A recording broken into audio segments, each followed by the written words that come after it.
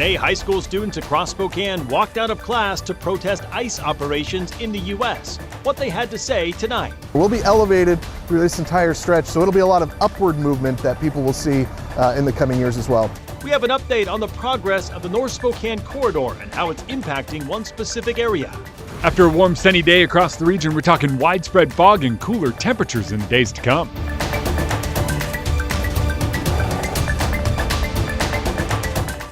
Good evening and thank you for joining us for KREM 2 News at 5 tonight. I'm Mark Hanrahan. In Spokane today, students gathered at Lewis and Clark High School and other schools for their own vigil and protest. KREM 2's Christian Garza was at the school this morning and spoke with students who organized the event.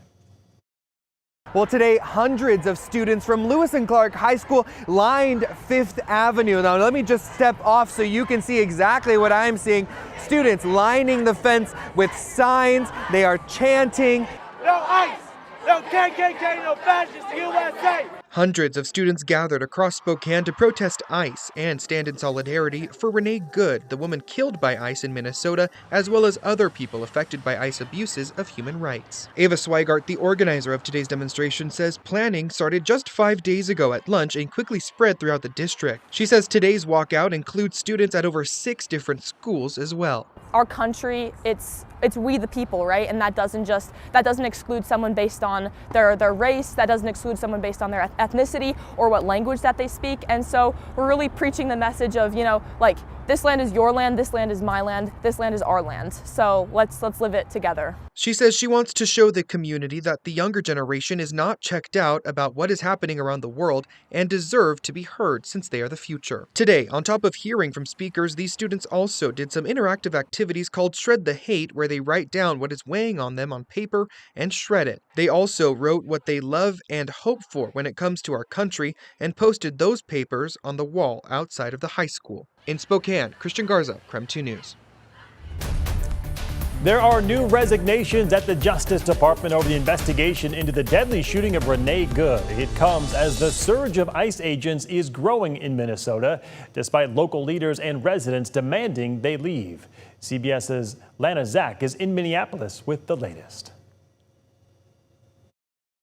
Sources tell CBS News several career prosecutors in the department's Civil Rights Division resigned in protest after they learned that there would be no civil rights probe into the fatal shooting of Renee Good. CBS News has also been able to confirm that 6 Minnesota federal prosecutors have resigned. According to the New York Times, it's because senior DOJ officials are pushing for a criminal investigation into Good's widow.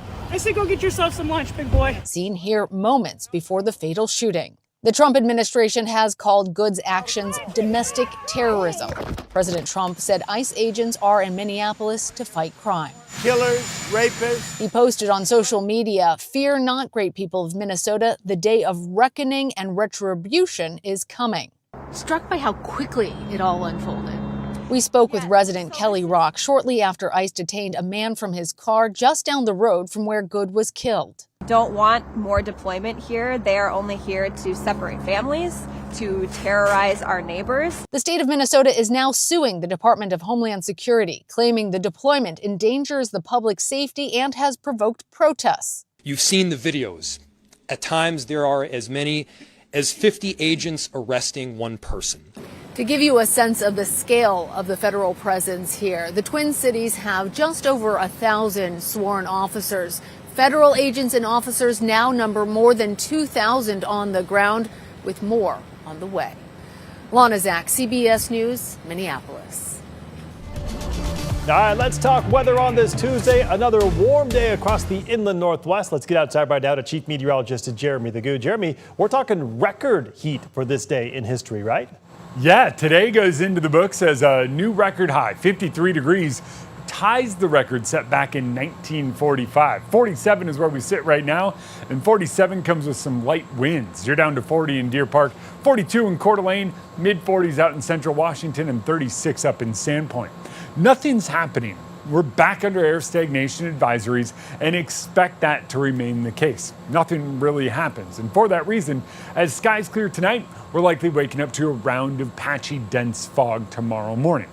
We will likely see some dense fog advisories and visibility down below a quarter of a mile at times, with temperatures falling back down below freezing. patchy, dense, freezing fog for a good chunk of the region.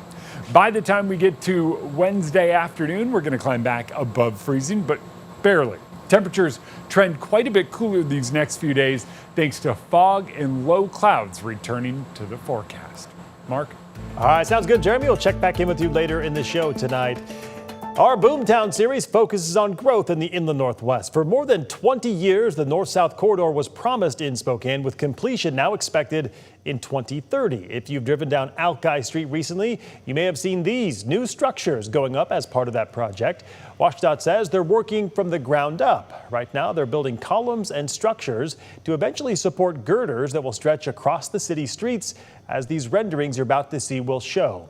The construction is moving quickly, and you'll be able to see it continue to take shape throughout the summer. WSDOT says this work means there's about a year until the final phase of the project and only a few years before its anticipated completion.